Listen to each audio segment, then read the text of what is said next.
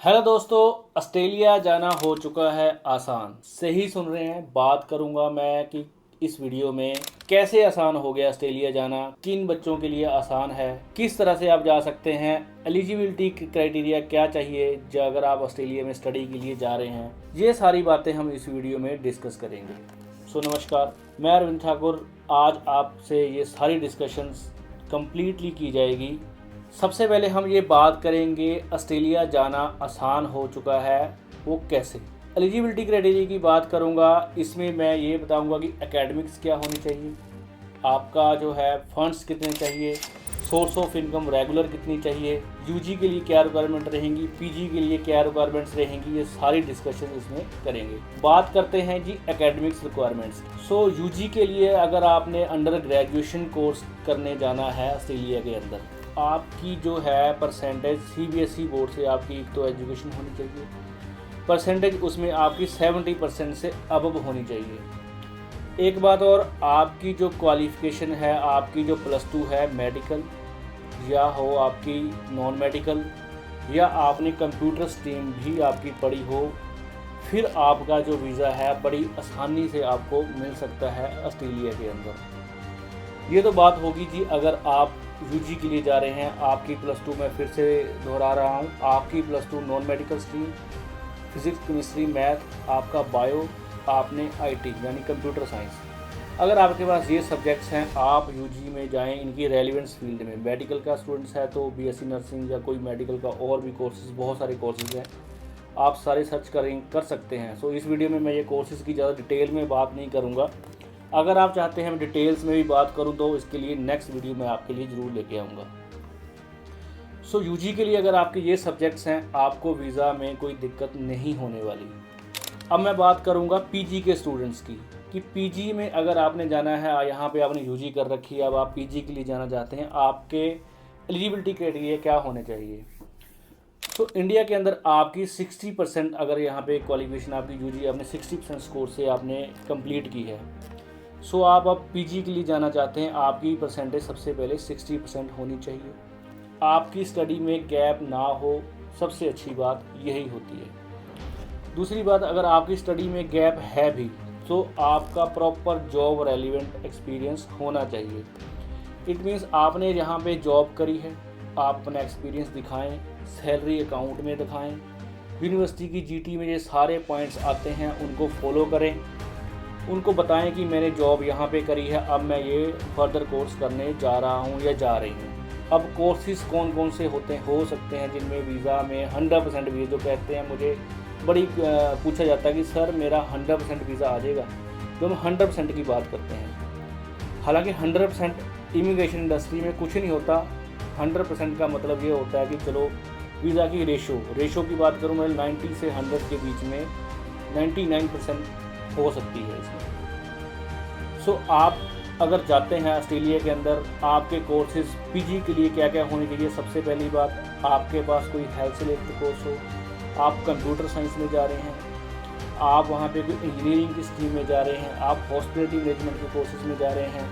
PG में ज़्यादा दिक्कत नहीं आ रही है आज की डेट में बच्चों को, जितनी दिक्कत यूजी वाले स्टूडेंट्स को आ रही है। पीजी में एमबीए में भी वीज़ा आ रहा है, बशर्ते कि आपकी प्रीवियस क्वालिफिकेशन अच्छी होनी चाहिए, ज़्यादा स्टडी में आपका गैप नहीं होना चाहिए।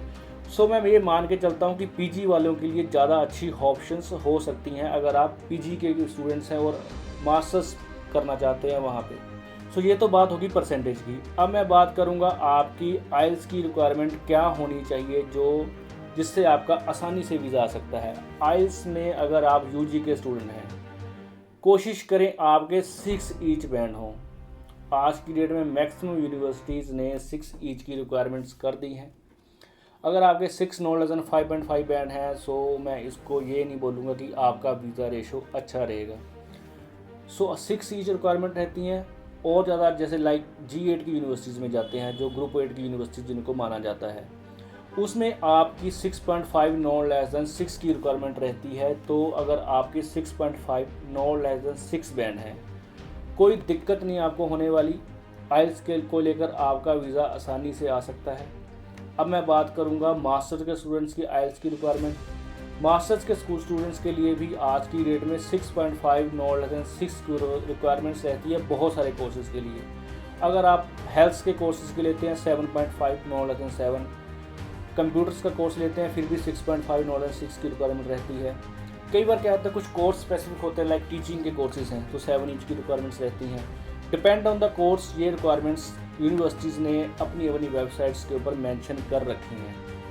सो ऑन एन एवरेज मैं बात करके चलूँ कि आपके अगर 6.5 नॉट लेस 6 बैंड हैं पीजी में, आप फिर भी आसानी से एडमिशन्स ले सकते हैं और वीज़ा में भी आपको दिक्कत नहीं आने वाली। सो हमने परसेंटेज की बात कर ली, हमने आइल्स की बात कर ली, अब मैं बात करूँगा गैप की।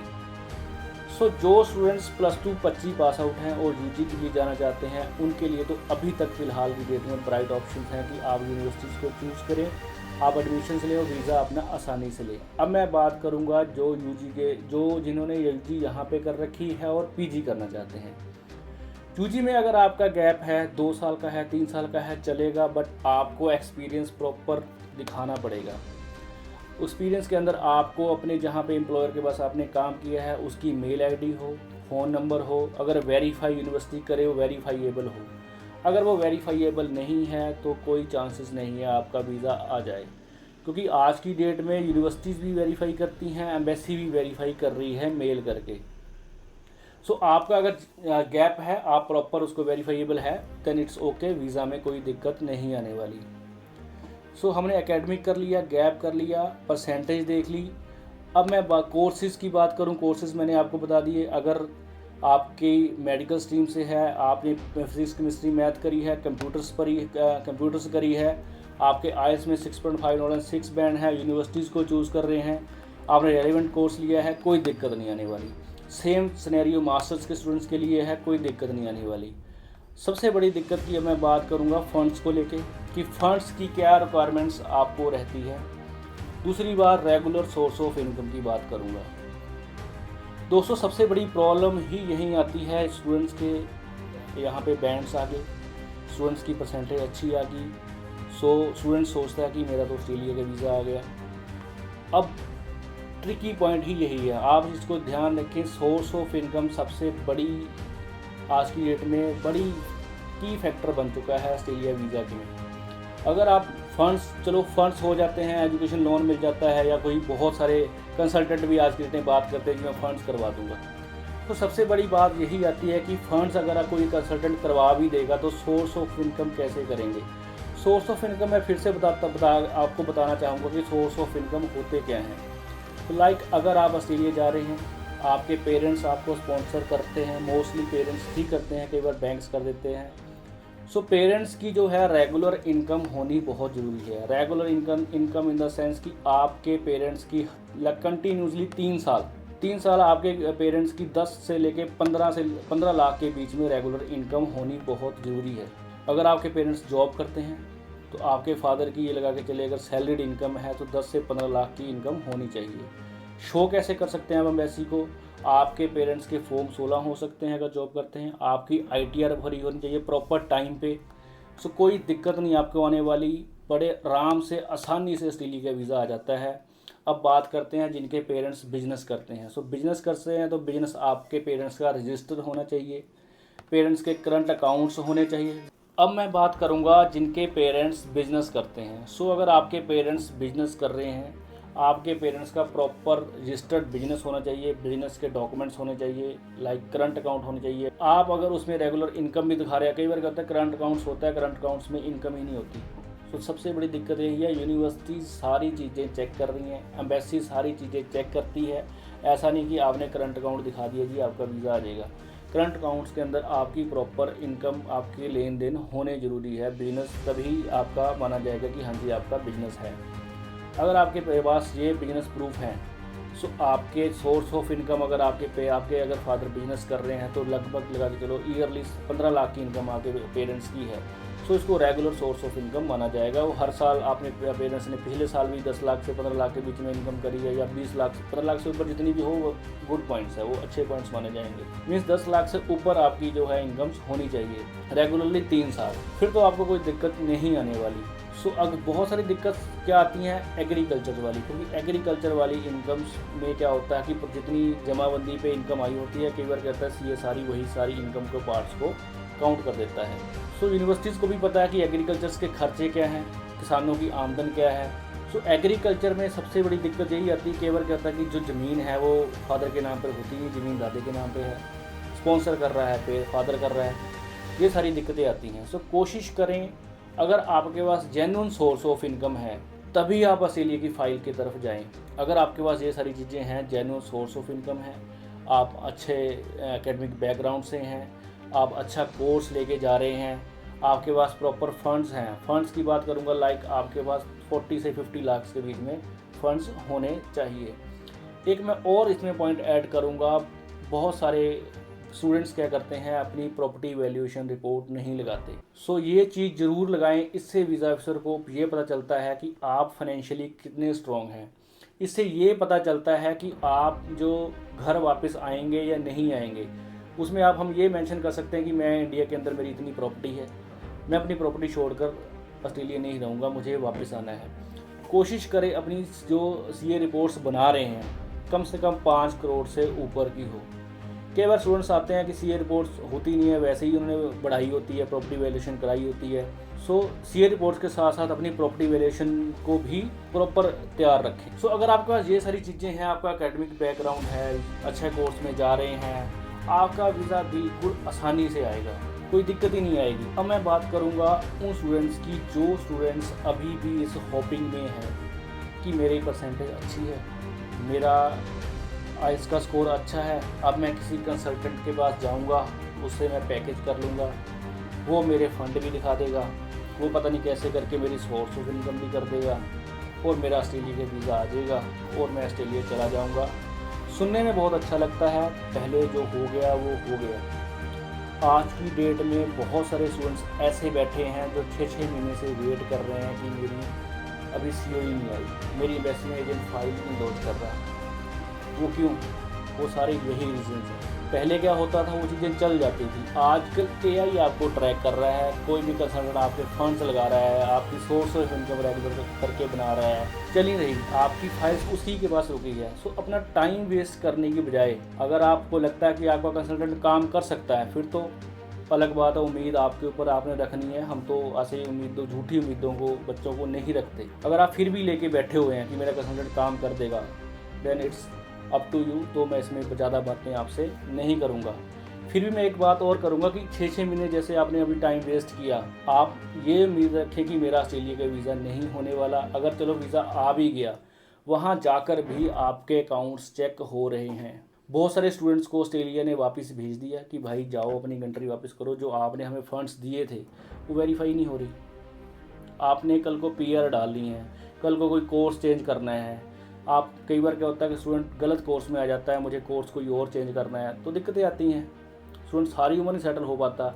अच्छा, ऑस्ट्रेलिया में रहना इतना मुश्किल है कि वहाँ पे यूनिवर्सिटीज़ की फ़ीसें ही इतनी हाई है कि यूनिवर्सिटी जो पैसे कमाता है वो यूनिवर्सिटी को ही देता जा रहा है। बैचलर्स में सबसे दिक्कत यही आती है कि बैचलर की 3-3 साल की फ़ीसें लगभग 80 लाख की एक जो फ़ीस है, कहने अगर वहाँ पे ऑस्ट्रेलिया में 2 से 2.5 लाख की कमाई है, वहाँ का लिविंग भी है, नेक्स्ट सेमेस्टर की आपको फ़ीस भी देनी है। जितनी आप कमाओगे वो सारा आप वहाँ पे यूनिवर्सिटीज़ को ही देते जाओगे। एट द एंड क्या है, कुछ नहीं बचेगा आप लोगों के पास। सो एक मैं आपको यही एडवाइस करूँगा, अगर आपके पास परसेंटेज अच्छी है, आपकी आईएलटीएस में अच्छा स्कोर है, आपके सोर्स ऑफ इनकम रेगुलर नहीं है, आपके पास फंड्स की कमी है, आपके पास इतने फंड्स नहीं है, आप किसी कंसल्टेंट के पास जाने की बजाय अपनी कंट्री के डेस्टिनेशन को ज़रूर चेंज करें। एट द एंड आपका मोटिव ये होना चाहिए कि मैं स्टडी करूँगा अच्छे से, स्टडी के बाद मेरे को वर्क करने की कोई भी कंपनी मेरे को ऑफ़र कर सकती है। सो आप ये खुद सोच के चलें कि अगर आपने अच्छे से स्टडी करी है, आपको कोई स्किल है, कंपनी आपको हायर क्यों नहीं करेगी? हर हालत में कंपनी आपको हायर करेगी अगर उसको रिक्वायरमेंट है ऐसे कैंडिडेट की जिसको वो वाला फलाना काम आता है। चाहे वो हो सकती है कंपनी ऑस्ट्रेलिया की, आप बैठे हो किसी दूसरी कंट्री में, कंपनी को आपकी रिक्वायरमेंट है, कंपनी आपको बुलाएगी, कंपनी वीज़ा आपको ऑफ़र करेगी। ये जनरली ट्रुथ है। आपके अंदर स्किल है, आप किसी भी पूरे वर्ल्ड में किसी भी कंपनी में अप्लाई कर सकते हैं, आपको हर तरह से आपको काम मिलेगा। कोशिश आपका मोटिव होना चाहिए, सिर्फ वर्क के लिए नहीं होना चाहिए, सिर्फ स्टडी के लिए। सो आप इस चीज़ का ज़रूर ध्यान रखें, अपनी डेस्टिनेशन को चेंज करें ऑस्ट्रेलिया में जाने की बजाय। डेस्टिनेशन आज की डेट में अगर आपका ये स्कोर है, आप यूके जाके बैचलर्स कर सकते हैं। अगर आपको यूके आज की डेट में गुड ऑप्शंस बनता जा चुका है कि आप यूके में, अगर आपका ये प्रोफाइल है, आपका सोर्स ऑफ इनकम नहीं है, आपके पास फंड्स नहीं है, आप यूके जाओ। यूके में सिर्फ 28 दिन पुराने फंड चाहिए होते हैं, ज़्यादा इनको पुराने फंड चाहिए ही नहीं होते। आप वहाँ पे बैचलर करें, अपनी स्किल लें, स्किल लेने के बाद आप जहाँ मर्जी वर्क कर सकते हैं। आपको यूके तो देता ही है 2 साल का PWP, आप जहाँ मर्जी काम कर सकते हैं। यूके नहीं जाना, आप ऐसी कंट्री में जा सकते हैं। शेंगन में बहुत सारी कंट्री हैं जिसमें बैचलर्स लगभग 5 से 6 लाख ईयरली होती है। अच्छी यूनिवर्सिटीज़ हैं, पब्लिक यूनिवर्सिटी हैं, वर्ल्ड रैंकिंग यूनिवर्सिटी हैं। वहाँ पे स्किल लें, स्किल लेने के बाद काम जहाँ मर्जी करें। सो ये मेरी पर्सनल एडवाइस मैं हर स्टूडेंट्स को देता हूँ। उम्मीदों के ऊपर मत जिए। आपके अगर प्रोफाइल अच्छा है, आपके लिए ऑस्ट्रेलिया बहुत ही आसान है। ज़्यादा जानकारी के लिए आप हमें कमेंट कर सकते हैं, कमेंट में अपनी क्वेरीज़ को लिख सकते हैं कि सर क्या मेरे ये स्कोर है, क्या मुझे क्या करना चाहिए। कोई पर्सनल आपकी एडवाइस आपको चाहिए, आप हमें कमेंट कर सकते हैं। आप हमारे नीचे दिए गए नंबर के ऊपर कॉल कर सकते हैं। किसी भी तरह की कंसल्टेशन चार्जेस हम आपसे चार्ज नहीं करेंगे। एक बात मैं आपसे और कहूँगा कि अगर आपको हमारा वीडियो पसंद आ रहा है, वीडियो को लाइक ज़रूर कर लें, हमारे चैनल को सब्सक्राइब जरूर करें। इस चैनल के अंदर हम ऐसी इन्फॉर्मेशन लेके आते रहेंगे स्टडी से रिलेटेड। आगे जो आने वाली सीरीज़ है, इसमें मैं आपको ये भी बताऊँगा कि स्टूडेंट से PR पाथवे कैसे आसानी से ले सकते हैं। क्योंकि बहुत बार क्या होता है कि स्टूडेंट यहाँ से चले जाते हैं, लाइक कनाडा के अंदर बहुत सारे स्टूडेंट गए हुए हैं, उनको वहाँ पे पहुँच गए, अब वहाँ पे उनको प्रॉब्लम आती है कि मैं कैसे गलत कोर्स में आ गया, मैं कैसे कोर्स चेंज करूँ, मैं अपनी PR के लिए कैसे अप्लाई करूँ, कौन से कोर्स में PR हो सकती है, कैसे मैं जल्दी आपको यहाँ पे PR ले सकता हूँ, कहाँ मैं वर्क के लिए जा सकता हूँ, पार्ट टाइम वर्क में कहाँ लेके आ सकता हूँ। सो ये सारी चीज़ें मैं इस चैनल्स में डालता रहूँगा। सो ये प्लीज़ हमारे चैनल को सब्सक्राइब कर लें, वीडियो को लाइक कर दें, शेयर करें। धन्यवाद।